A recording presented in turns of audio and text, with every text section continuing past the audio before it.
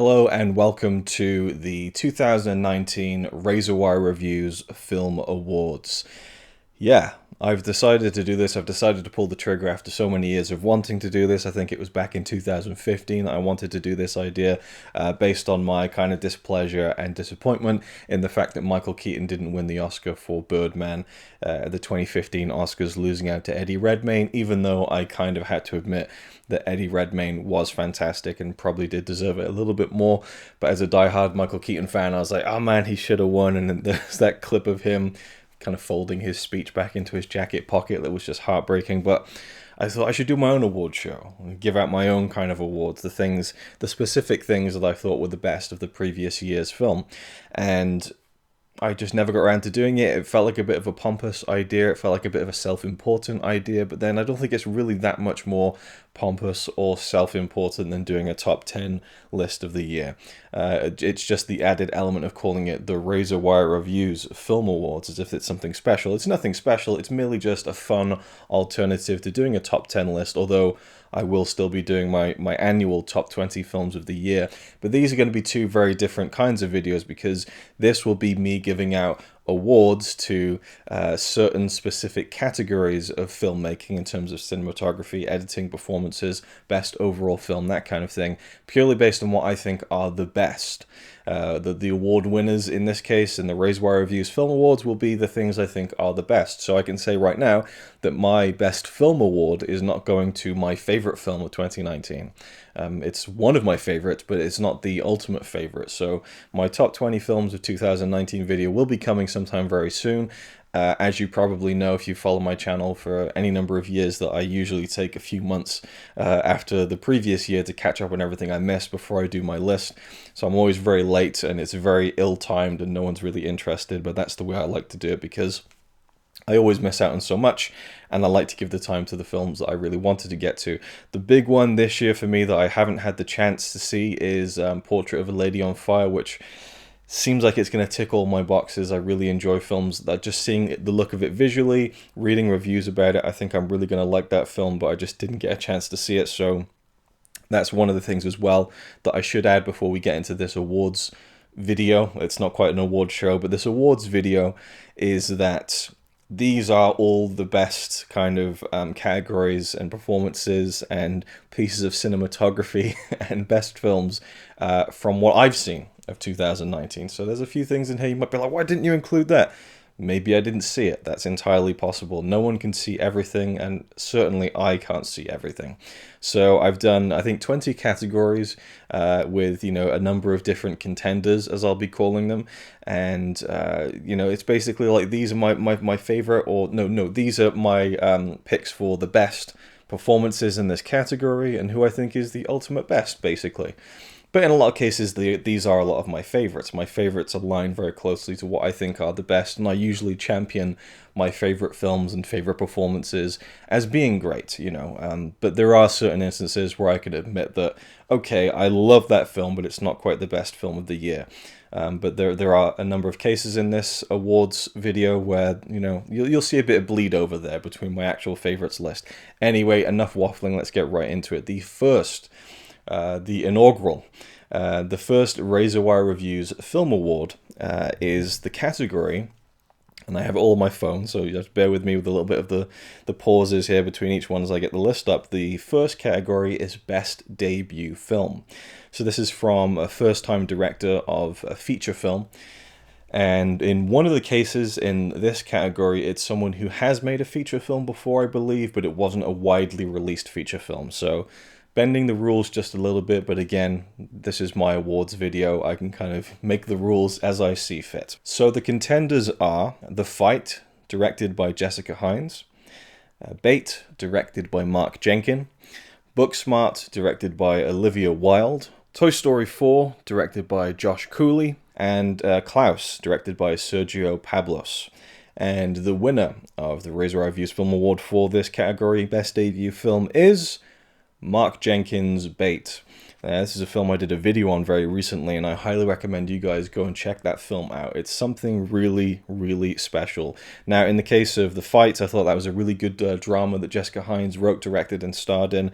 Olivia Wilde's Booksmart was a very, very good kind of, not even a coming of age, I should say. That's the first thing that jumped to my mind, but more of a kind of, teen kind of sex movie comedy that we see all the time with guys, and it's done now through the framework of the female perspective. It was just I was really surprised by how good that film was, and I thought that it was a really great comedy. And then also we have Klaus, which is the Netflix animated film, kind of a Father Christmas origin story.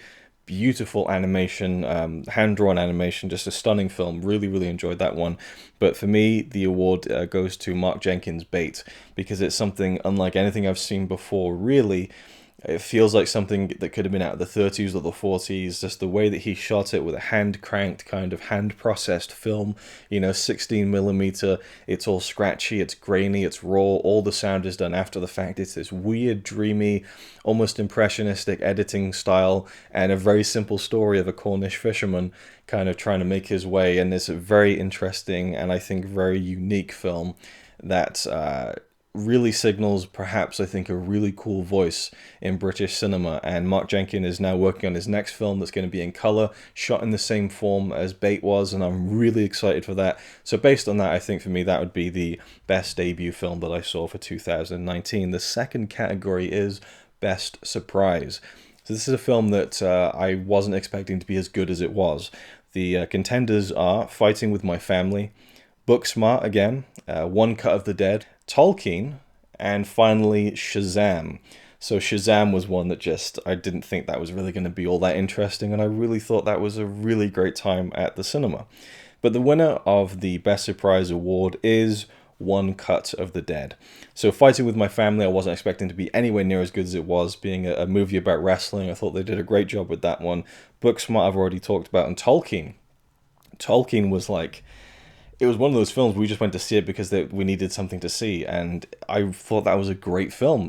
People weren't very warm on it, and the fact that they couldn't really mention Lord of the Rings in the film because of the estate of Tolkien and everything, that was kind of an interesting situation, but I thought it was a really sweet kind of tale of this man in his early years, in a very unique situation, in both the class of where he came from, the class of where he ended up, and also kind of the creative process and the creative group that he had around him in his early years, and how the war completely changed him. And it's really a heartbreaking, true story.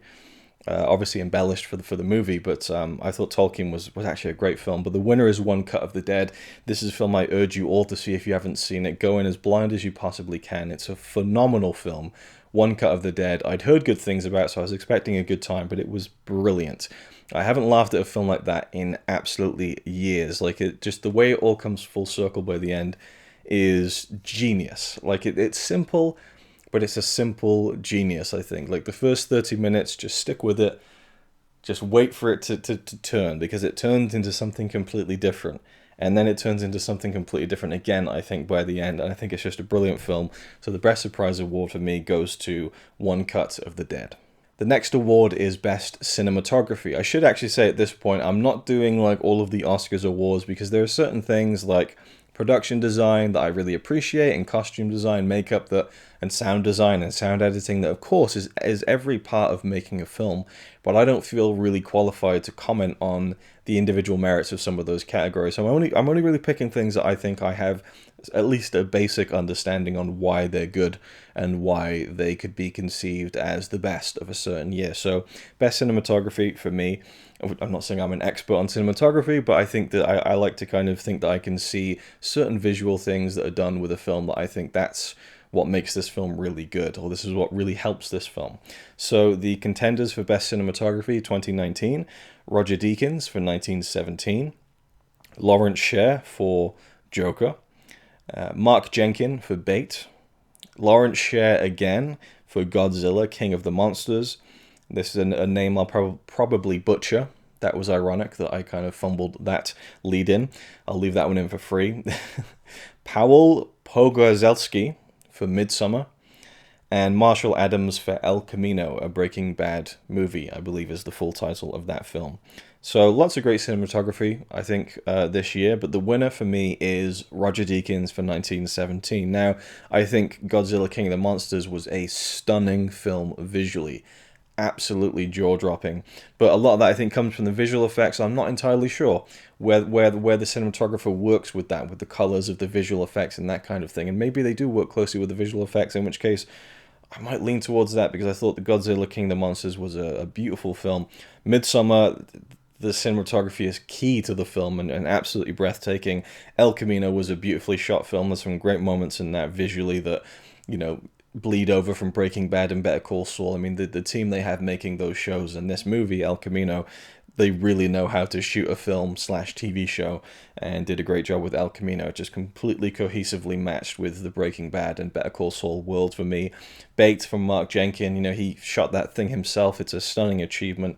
And Joker, I thought, had brilliant cinematography as well. But I do think that 1917 is worthy of an award for best cinematography because the choreography alone, the way that camera is moving is just, it's unbelievable. Even though this thing isn't done in one shot, it's made to look like it's done in one shot, but the flow of it is really seamless. I can see where they'd kind of cut here and there, but it wasn't as obvious to me as it was in Birdman. And I do think that there is an art to making a film seem like it was done in one shot, and at the same time you're still dealing with very long takes with so many moving parts, from hundreds of extras to lots of different locations, but even just like the terrain that the camera is moving across and gliding so effortlessly, my mind is boggled. And I think that it's an amazing magic trick and is firmly deserving of its award at the Oscars, and is easily my pick for best cinematography of 2019, 1917. The next category is best editing. So the contenders are Ronald Bronstein and Benny Safdie for Uncut Gems, Fred Raskin for Once Upon a Time in Hollywood, Bob Ducey for Knives Out, Yang Jin-mo for Parasite, and Billy Fox for Dolomite Is My Name. And the winner of this award is Bob Ducey. Really difficult to decide on this one. Obviously with Uncut Gems, there's a lot of rapid stuff going on. There's a lot of editing going on there because the situation and the tension that is being built is so key on the editing, I think. And a brilliant job was done on that film. Once Upon a Time in Hollywood, there's a lot going on there, and I think the editing is great. Parasite, again, it's really tricky for me whether to go with Parasite or Knives Out. And then Dolomite Is My Name. I thought that some of that stuff, actually, this kind of montages in there to a certain degree, but just the way that the story is told, we very much kind of move ahead as what's his name? I've forgotten the real guy's name. Dolomite. The guy who played Dolomite, who created Dolomite. That really is annoying me now. But the person who Eddie Murphy portrays in Dolomite Is My Name, you know, his career is rapidly progressing, and the way that the film was edited to that, I think, is really good. But Knives Out gets my pick. A little bit biased because I did just listen to the audio commentary for Knives Out, and Rian Johnson was talking about editing with Bob Ducey and how they were really looking down to like the frame of which frame to cut on for this certain shot, and that I forget who had said this, but like if you find the right frame to cut on, then you'll never go wrong. And I find that just in things that I edit, where I'm just so obsessed with like, is that the right frame? Do I cut on the eye blinking or the eye not blinking? Like, I get really down into micro details, and I'm not trying to big myself up at all, but I get kind of obsessive over editing. And to hear that was the case with Knives Out, but also I think in a film like that that's a murder mystery and you're unraveling all these things and you're going back in time, you're showing different points of view to certain scenes and scenarios, and then of course by the end you have the, as they say, the denouement, where you have like, you know, the big explanation at the end, and all this stuff is coming out from Daniel Craig's character Benoit Blanc. You're getting all the kind of explanation, all of his kind of ruminations on what's been going on and what's happening and how this fits here and how that fits there. And everything is edited together in the rhythm of that scene, because it is a very lengthy scene of just someone kind of telling someone what happened. But the editing, I think, really carries that, and the flow and the rhythm of it is really, really good. So for me, the winner of Best Editing for 2019 is Bob Ducey for Knives Out. The next category is Best Score. John Williams is the first contender for his score for Star Wars: The Rise of Skywalker. Then we have Hilda Gudnadottir for Joker, Daniel Lopatin for Uncut Gems, Dan Levy for I Lost My Body, and Thomas Newman for 1917. Obviously, Hilda has been sweeping the legit awards season for Joker, and rightfully so, I think. And so I can kind of reveal that, yeah, the winner for this one is Joker. Hilda Gudnadottir, who, what a weird style, and I mean that in the highest of kind of compliments in saying that, because it actually reminded me a little bit of the stuff that I forget the composer's name now, who did the music for The Last of Us. I guess it's the instruments used and the tone and the chords that get struck through that kind of. It's a kind of music that she composed for Joker that kind of hits you in the chest. It's like it's a visceral kind of music, I think, and it's a very dark and edgy kind of music. And I mean edgy in a very good word. We like to kind of use the term edgy these days as kind of an ironic term, but I think that there is an edge to her music for Joker. But also, I think the fact that they played that music on set, had no real context to it, and then the context forms out of the performance of listening to the music. It's a very unique situation. It doesn't really usually happen like that. And when the music is informing the performance, I think and the performance is so great, I think that's really remarkable. But I think there is a great score. It's an unforgettable score. It's a score that's stuck in my head for a very long time. I love what John Williams did with The Rise of Skywalker. I do feel like his work in The Force Awakens and The Last Jedi was a little bit better. And then we had also Daniel Lopatin for Uncut Gems. I am getting tired of the very synthy kind of 80s informed music that we're getting over the past 5, 6, 7 years, but I still really like it, I guess. And Dan Levy, who did the music for I Lost My Body. What a haunting, beautiful score. You need to just listen to that score independent of the movie. It's phenomenal.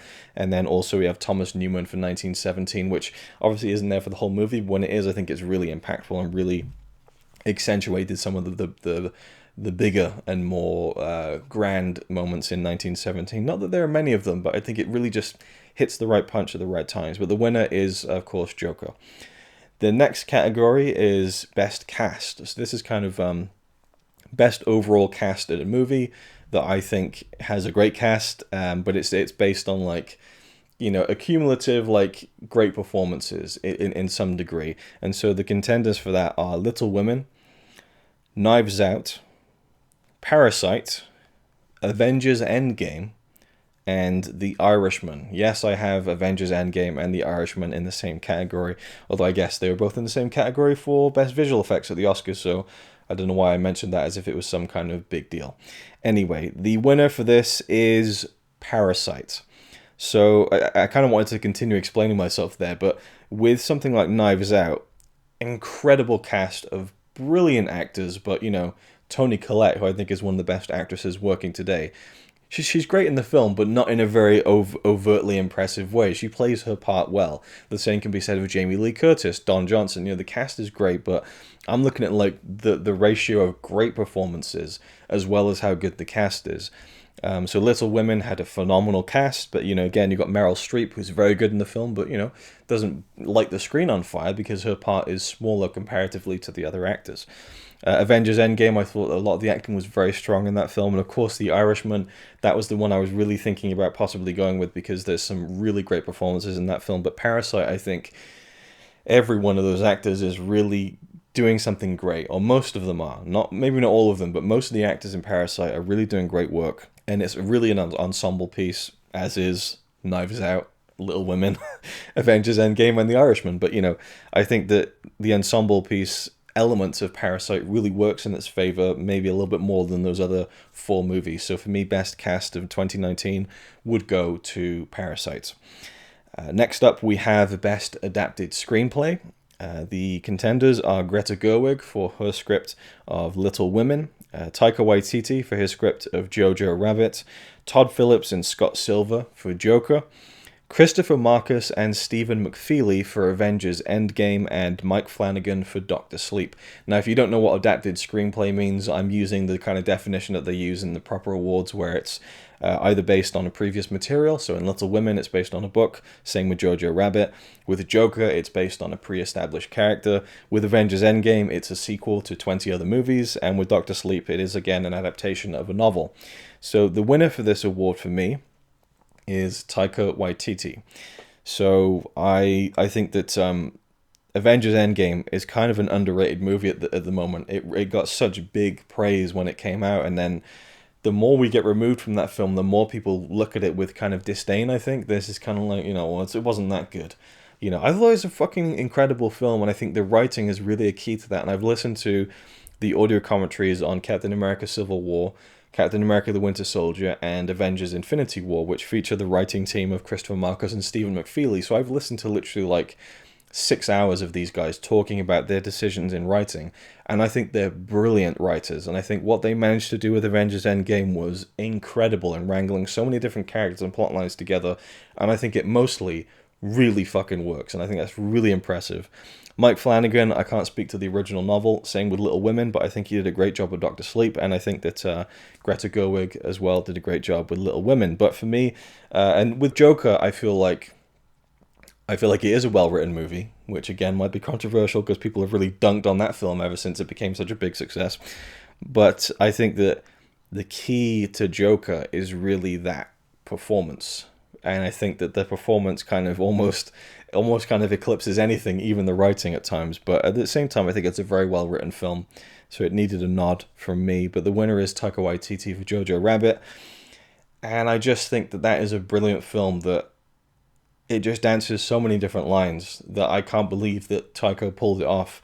When I first heard the concept, I thought, is this going to be where Taika falls flat? His whole career, I think he's just been nailing it in so many different ways. You had Boy, which is such a wonderful film, and then you have What We Do in the Shadows, which I didn't love, but I think that it's a very unique and brilliant comedy.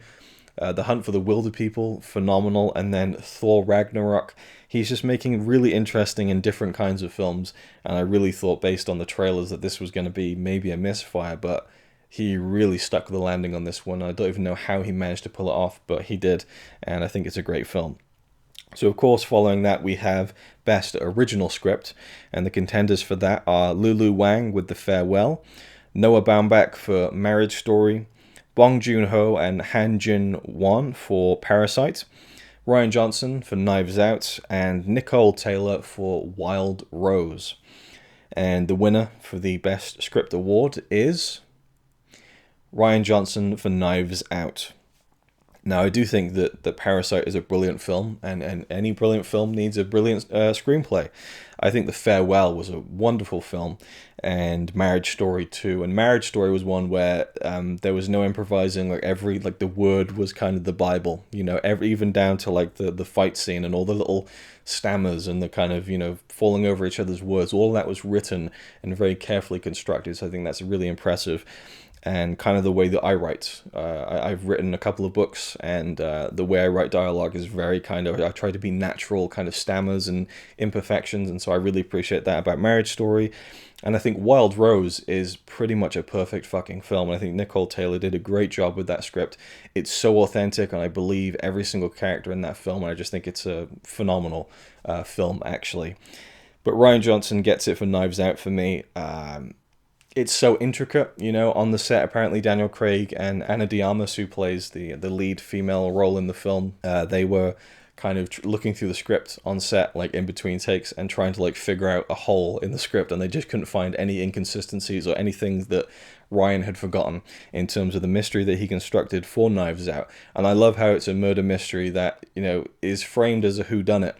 And then in the first half an hour of the film, you find out who done it in Columbo fashion, and then it's more like, how did it really kind of frames itself with every act. The second act then is about, can the person who did it get away with it, and then the third act is, who really did it. And then I love the twists and turns. Like, it's such a brilliantly constructed film. Is it as good of a film as Marriage Story? I don't think so. Is it as good of a film as Parasite? I don't think so, but I think the screenplay, and I've actually read some of it. I've read about half of the script, and it's almost like the way he writes it, it's fun as well, but it's a really fucking great script. And usually when people say, oh, the script is so good, they haven't read the script. They're just maybe thinking of the dialogue, or maybe just thinking of the way the story is constructed, which is kind of what a script is. But I also think that it's more than that. It's more structure. And so I'm not going to get into other films because I was almost about to trash another film. I'm not going to do that. I'm going to take the high road. But for me, the winner is Rian Johnson for Knives Out. I think that the writing that he did for Knives Out makes it the film it is. And it's such a thoroughly enjoyable mystery that the second time I thought was not going to hold up, and I loved it even more. So I think that is a testament of a great script. The next award is Best Visual Effects, and the contenders are Captain Marvel, Avengers Endgame, Star Wars The Rise of Skywalker, Alita Battle Angel, and Ad Astra. There were quite a few films in which to choose for this. There was Godzilla King of the Monsters, there was also The Irishman, but in 1917 as well. I didn't mean to do that when I said 1917, by the way. But for me, the winner of this is, was there ever any choice but Alita Battle Angel? I think kind of cumulatively, Avengers Endgame is more impressive. I think the work done on Hulk in that film is incredible. And given how long the film is, I think it has more impressive stuff in it. Then we have Captain Marvel. I think that, generally that film looks very good, but you have the de-aging on Samuel L. Jackson, which is, I think, maybe the best use of de-aging I've seen, because it really just blended well, which might be because of the way he looks and the fact that he's been bald for so long that I think bald people, if they're bald young, they don't seem to age as much. So maybe it was easier for them to work on that. It's the same with people who have grey hair younger. I think Steve Martin doesn't look any different to me than he did about 20, 30 years ago. But anyway, Star Wars The Rise of Skywalker had some great visual effects, and Ad Astra was a beautiful film. But Alita takes the award for me because Alita is a film that features, I think, maybe the most impressive CGI character ever created. And we're only 20 years into, and by the time Alita came out, it was a full 20 years of having a fully realized CGI main character, right? And Alita was incredibly impressive. I think that the gold standard in the early days was Gollum, and then I think the gold standard more recently has been Caesar in the Planet of the Apes trilogy, the recent trilogy. But Alita is, it's trying to be a human face and a human body, but obviously there's exaggerated features, so it kind of helps to mask it a little bit. But when I saw the trailers for Alita, I thought, is this really going to work in a movie? It looks a bit off to me. But seeing the film, this is a character I fully believe in. This is a character that I buy the emotions of. And this is a character that just based on there's close-ups on her face that almost look like a human's face, And maybe there are seams around the edges, one shot here, one shot there. But for the most part, I think that purely the work on Alita alone is some of the best visual effects I've ever seen, to the point where if I do this again, I'm just going to call this the Alita Award.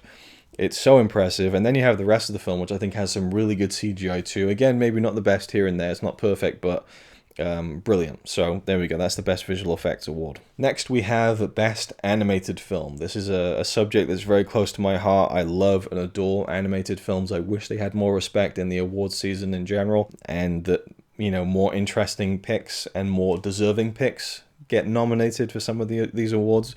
But my contenders for Best Animated Film of 2019, I didn't see a lot of them, unfortunately, but of the ones I did see, my 5 contenders are a Shaun the Sheep movie, Farmageddon, I Lost My Body, Klaus, Frozen 2, and Weathering with You.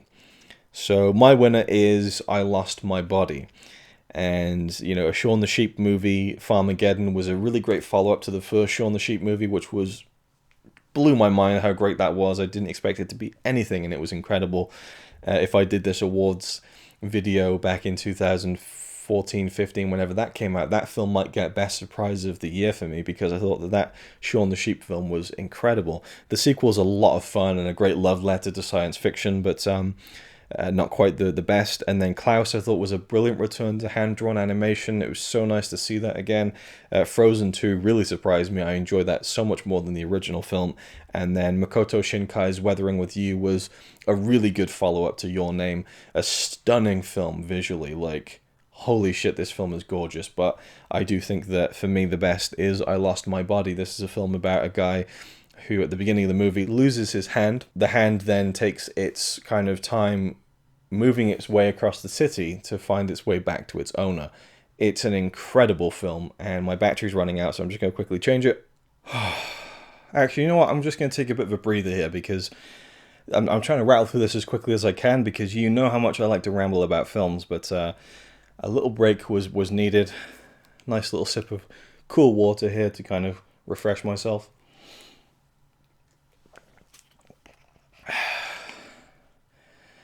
And like any good award show, This video is sponsored by Brecon Carreg, the finest natural mineral water in Wales. Cool, refreshing, different.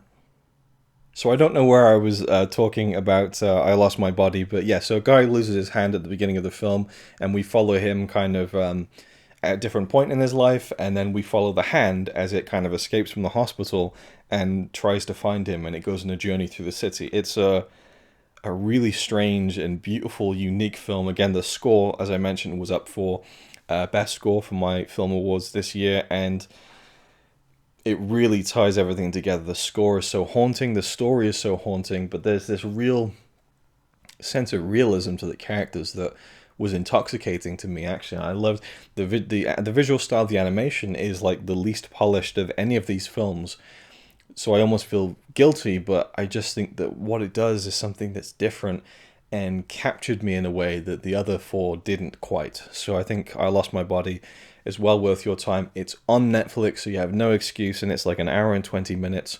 Go watch that film. The next category is Best Documentary, and it just so happens that this is actually not only my top 5 best documentaries of 2019, the only 5 documentaries of 2019 that I ended up watching, but they're all great, so I thought, why not? Let's throw this in there as kind of a bonus round of sorts in the middle. So the contenders for Best Documentary are Varda by Agnès Varda, Evelyn by Orlando von Einsiedel, Fire by Chris Smith, Apollo 11 by Todd Douglas Miller, and 63 Up by Michael Apted. 5 very different documentaries, and again, if you follow my videos with any sense of regularity, you'll not be surprised to hear that the winner of the RazorwireReviews Film Award for Best Documentary is 63 Up, Michael Apted, the director. So this is a stunning film, a stunning achievement. And as far as the other films go, I loved Varda by Agnès, the final film from one of my favorite filmmakers of all time, I think.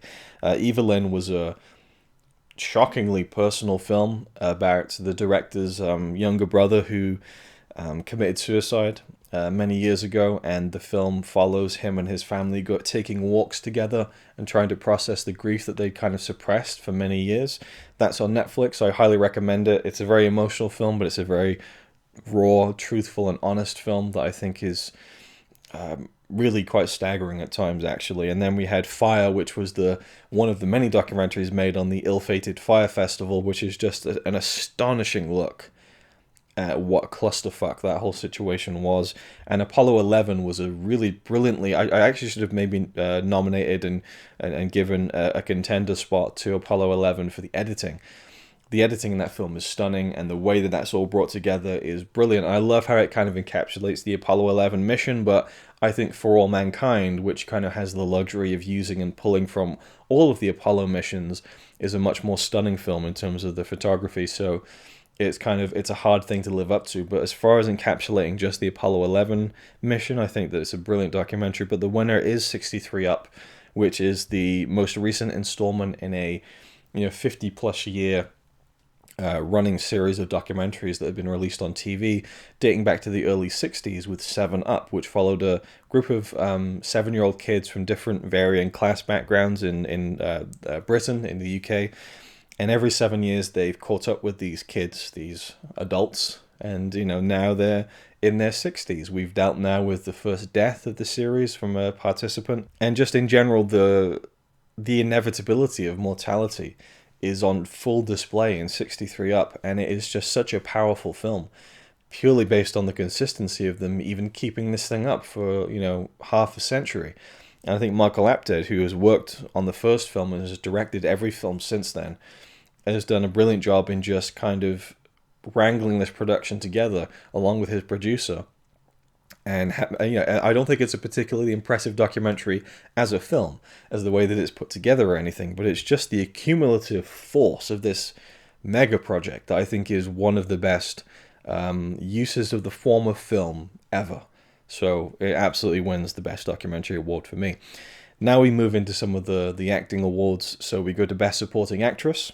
The contenders are Kylie Curran for Dr. Sleep, Thomasin McKenzie for Jojo Rabbit, Park So-dam for Parasite, Anna Paquin for The Irishman, and Zhao Shuzhen for The Farewell.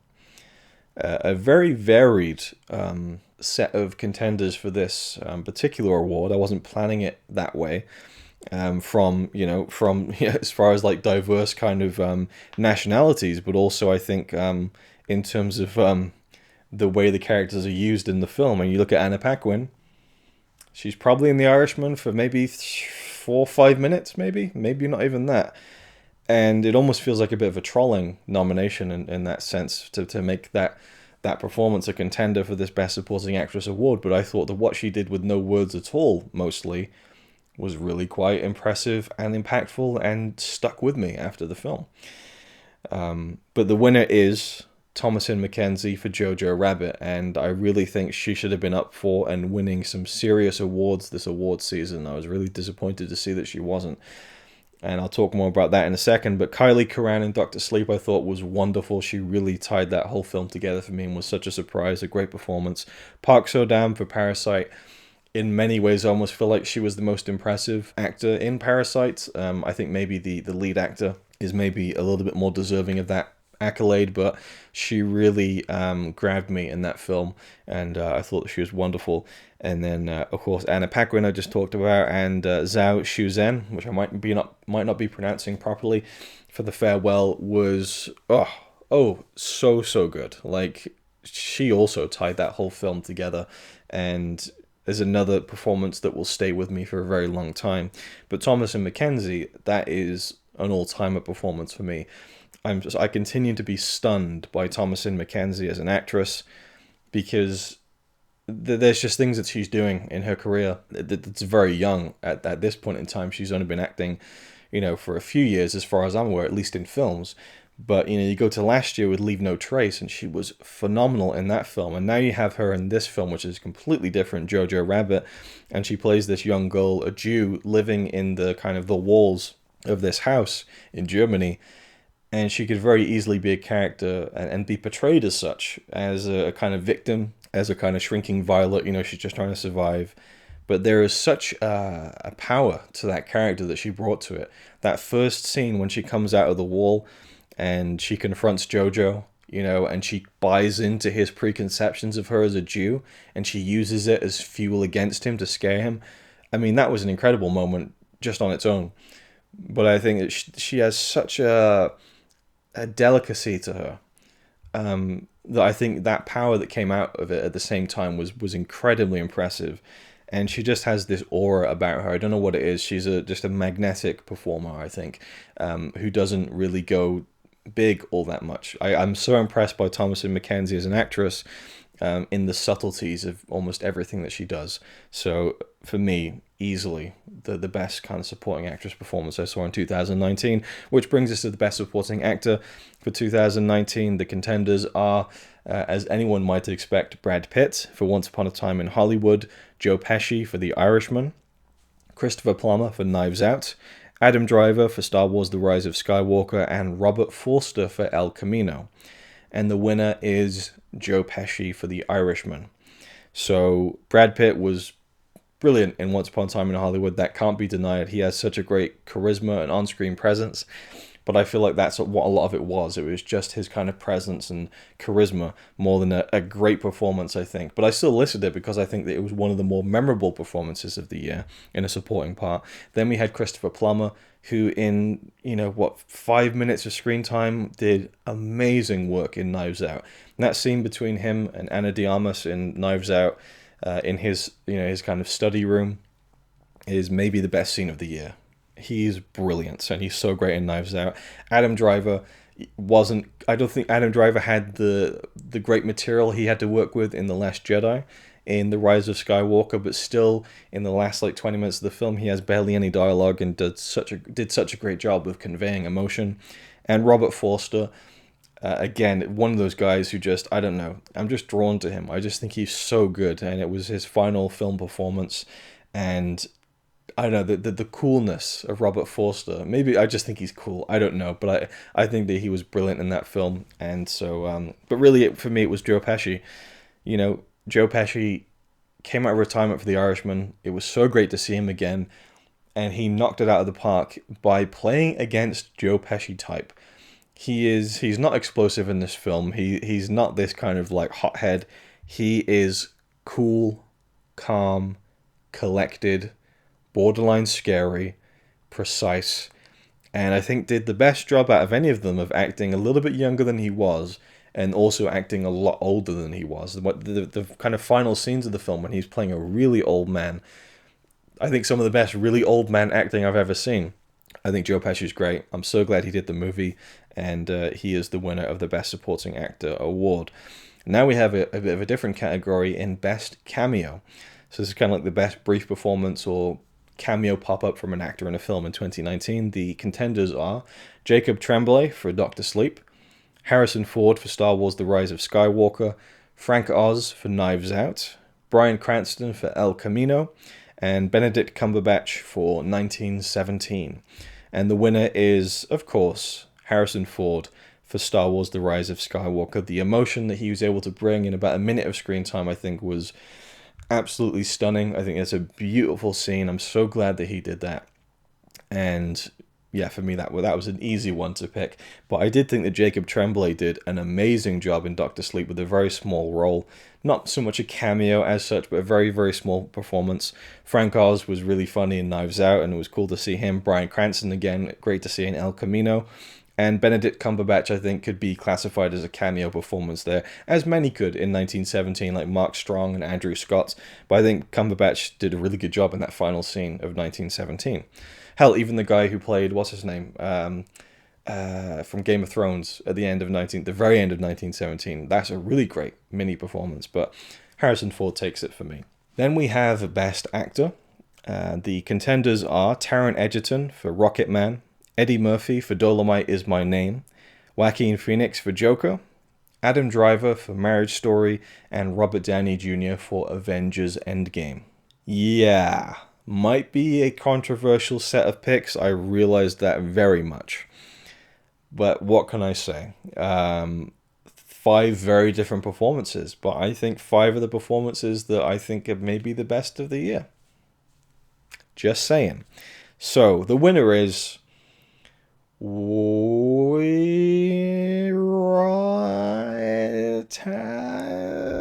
don't know who the winner is. It's Adam Driver. The winner of Best Actor for the RazorwireReviews Film Awards 2019 is Adam Driver in Marriage Story. I think Joaquin Phoenix in Joker is incredible.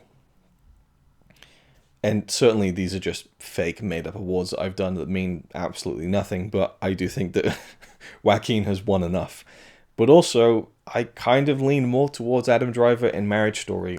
I really get drawn in by more subtle performances, and that's not a knock on Joaquin's Joker performance at all. I think if you're going to do a kind of broad performance, I think Joaquin Phoenix's Joker is about as good as you can get.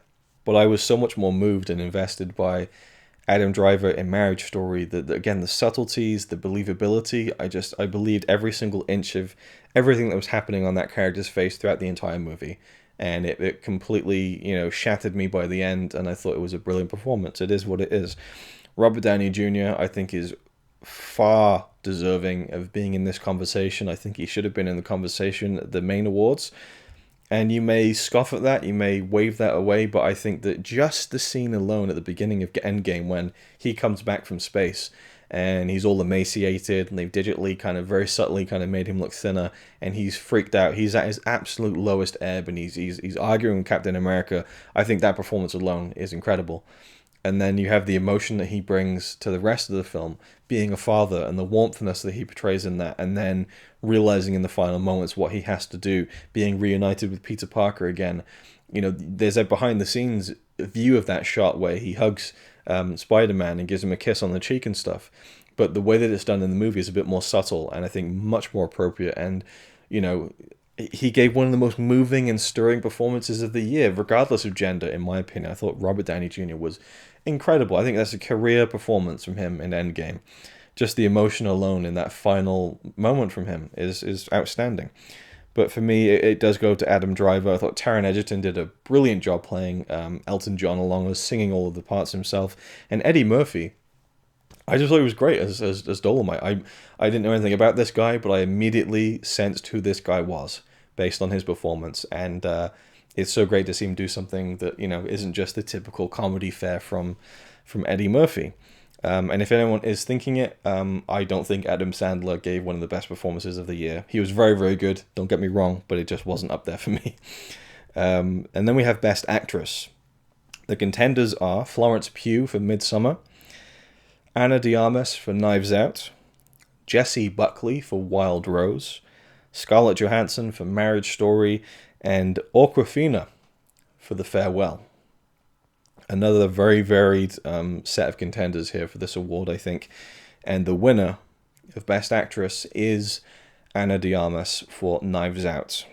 So Florence Pugh, I think, gives such a raw, just like open wound of a performance in Midsommar. It's incredible, but it does all hinge on just this pure grief pouring out of her. You know, I think it's such a powerful, visceral performance. Jessie Buckley is so wonderful and likable and flawed and damaged and talented and beautiful and ugly in that film. There's so many facets to her character, and I think she did an amazing job with that. Scarlett Johansson, again, it's kind of the subtleties, I think, here and there. Even though you have that explosive fight scene in Marriage Story, I think there's the subtle ticks, the little words here and there, and the kind of double meanings. I think she did an amazing job, Scarlett, in Marriage Story, perhaps one of her best performances. And then Awkwafina in The Farewell. I thought she was great, you know, and she is someone who's a very comedic performer, and there were little tiny bits of that in the film, but there really was this this thing that's, I mean, if you know the plot to the film, it kind of goes part and parcel with the story, but there is something so withheld about her performance that really fits the story, and I thought was really impressive. But for me, the winner is Ana de Armas, because, you know, I would say for 80% of her performance in Knives Out, it's just a very good performance in a really entertaining film. But there's that 20% which just cannot be denied for me. It's the two scenes where we see what happens to the person who dies in Knives Out. Don't want to spoil too much, but the scene with her and Christopher Plummer, and there's two of them. There's two main ones where she has to show such emotion in this scene that starts out so innocently and just escalates and devolves into just this madness where the situation is so dire, so serious, and she has to panic, she has to try and hold her emotions in, and she does a absolutely killer job in that scene. It's probably the best acting I saw in 2019, just that scene alone. You know, and then the second moment is when she leaves that room and she has to and she sits down and kind of just tries to hold it all in, and she can barely contain the emotion.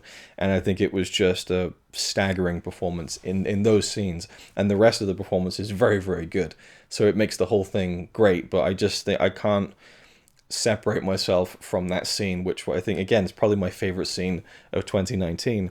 So for me, she just about tips it. But those were 5 of the best, I think, performances of 2019. And then we move to Best Director. Now, there are 8 contenders for this award, so we'll just get to them right now. Ari Aster for Midsommar, Sam Mendes for 1917, Greta Gerwig for Little Women, Vince Gilligan for El Camino, a Breaking Bad movie, Lulu Wang for The Farewell, Bong Joon-ho for Parasite, Rian Johnson for Knives Out, and the Russo brothers for Avengers Endgame. And the winner of Best Director is Bong Joon-ho. So Midsommar I thought was great, and Ari Aster is, I think, I don't love his films. This is a really key thing. I don't love Midsommar, but I think it's a phenomenal film, right? But I think he's really doing some great stuff, even if it's not the stuff that I love. Sam Mendes did a phenomenal job with 1917. Greta Gerwig really did a great job with Little Women. I thought just the way that whole thing comes together is beautiful. El Camino I thought was just flawlessly executed. The Farewell I thought was such a great film, really a surprise to me. I really loved The Farewell. And Avengers Endgame, again, just wrangling all of those characters and that story together, and including the previous film, Infinity War. The Russo brothers just killed it, and I think Rian Johnson did a great job with Knives Out. But Bong Joon-ho cannot be denied. Parasite is one of the best films of the year, and he just did a killer job with this. It's such a great film. I don't want to say anything about it because there might be people who still haven't seen it, even though it's won all the Oscars in the world. It's a stunning film. It's not quite my favorite. There are things about it that were a little bit underwhelming, but again, it can't be denied visually, and there's so many different elements of it that work in ways that you're not expecting. And it's one of those films where you start watching it, and if you don't know anything about it, especially, you don't know what's happening next. And to have a 2-hour film where you're like, I don't know where this is going, is such an exciting thing. I can't even describe it as a film fan. So for me, the best director definitely goes to Bong Joon-ho. Which brings us to our penultimate award, Best Film. The best film of 2019, as I see it, with, I think, 10 contenders.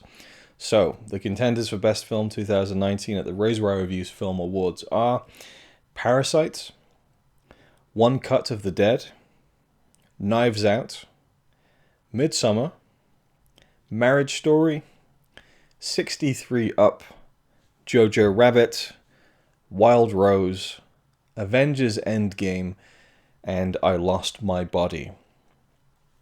10 wildly different films that I think all in their own way were incredible in 2019.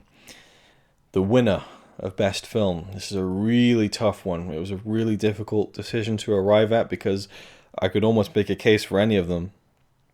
The winner is Jojo Rabbit. So what Taika managed to pull off here is really interesting because the first 30 minutes of Jojo Rabbit, I wasn't really into it. I was not sure how to handle the humor of this film.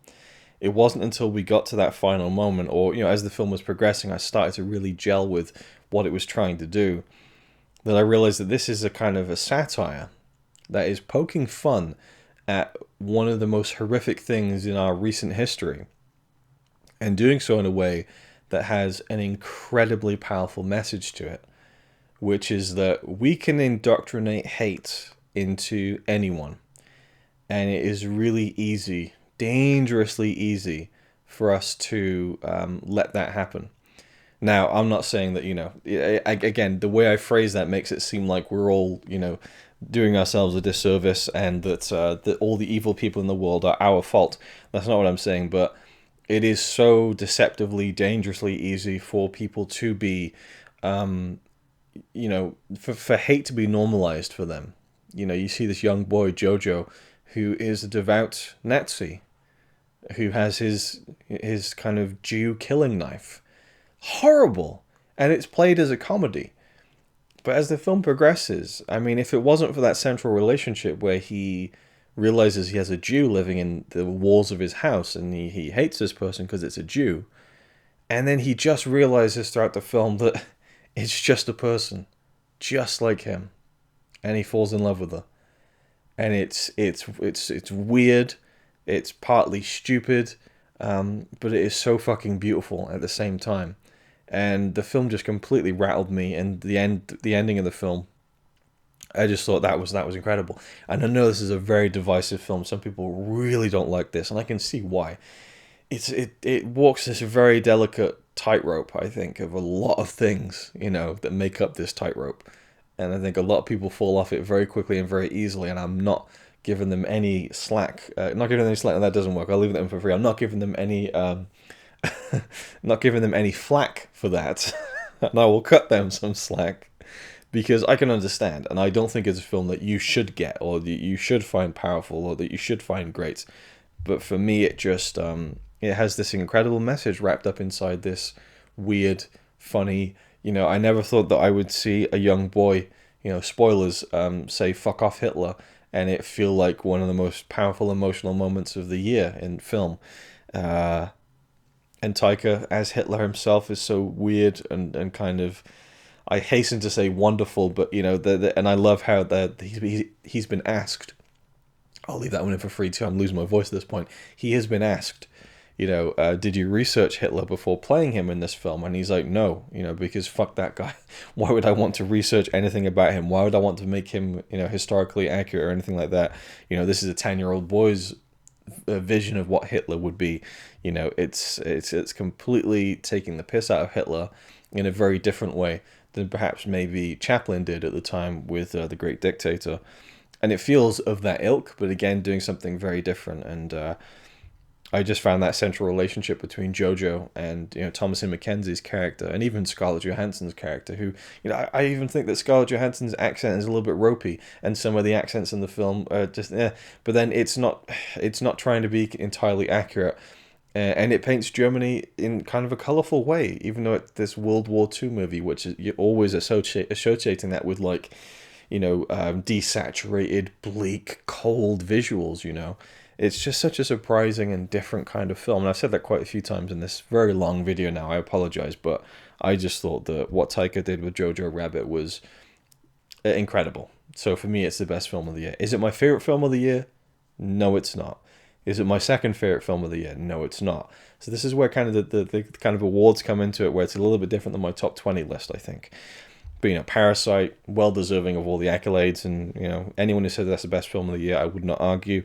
One Cut of the Dead, I think, deserves to be in that conversation. Midsummer, I think, deserves to be in that conversation. I think Knives Out deserves to be in the conversation, but not in any kind of winning way. I think that Knives Out was a phenomenal film, but not quite the best, but I think it's up there. I think it's like top 10 material. 63 Up, again, was just a stunning achievement. Marriage Story, just some of the best acting I think we've seen in a couple of years, actually. And Wild Rose was, I think, again, just a perfect film. I'd love to talk about that in a lot of depth and detail. Avengers Endgame, more than just being the most successful film of all time, I think that it's one of the best blockbusters ever made, and I think that it carries so much emotion within all of the big kind of blockbustery kind of action set pieces, and really takes its time. It's you remove it being a comic book movie, and you remove some of the bigger special effects, you have essentially a Hollywood epic, the likes of which Hollywood loves. But again, it's one of those things where, well, it's a superhero movie, so it's not cinema. Yeah, go fuck yourself. Yeah. I'll even say that to Martin Scorsese. That's a bullshit claim, I think, and we'll kind of round off my thoughts on this best film category with that. I think the whole Marvel isn't cinema thing is ridiculous. If something moves you, and I can't think of many experiences I've had in my life in the cinema that have moved me more than Avengers Endgame. And not in kind of the emotional way, but in which it does do, but the rousing kind of head-to-toe goosebumps that I got in that cinema. That's what cinema's about. It's about making you fucking feel something. And if any film made me feel something, Endgame did that in spades. So anyway, I think that whole kind of it's just a theme park ride. It's just like, well, in a lot of cases, maybe, I'm not completely discounting it, but I think in terms of some of these films, it isn't quite applicable. And I Lost My Body, I really wanted to throw in there because I think that it's a phenomenal film that everyone should see.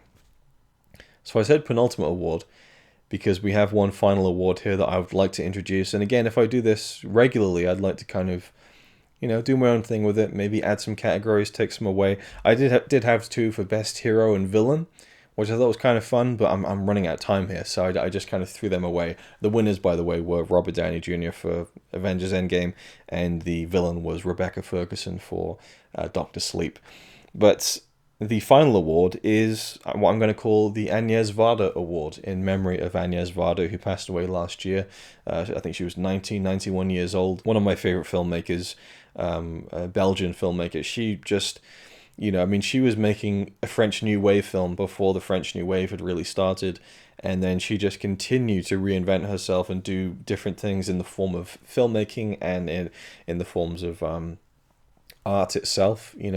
She became a visual artist in kind of her later career, and her final film, Varda by Agnès, is this kind of it's almost just a talk, just sitting down and telling us about her life through the films that she's made. And you do see her sat with people in various locations giving these talks, but the way that she's framed it and just made it different and interesting, and the way that she always is able to do it, and to take the camera and just slightly just twist the lens a little bit and go, oh, that's a different angle of doing it. And so the Agnès Varda Award is going to be something that, in this case, and if I do it again, will continue to give a special mention to a film or a performance or cinematography or a score that I think is inventive and inspiring, that gets me really excited about films, which is, you know, all the things that Agnès' films have done for me. You know, no one has really excited me more, I think, as a filmmaker. Even though I don't love like her films to the point where it's like that's one of the best films I've ever seen. It's just the way she makes films I'm more in love with than the actual films themselves at times. And she was incredible. She was an incredible person.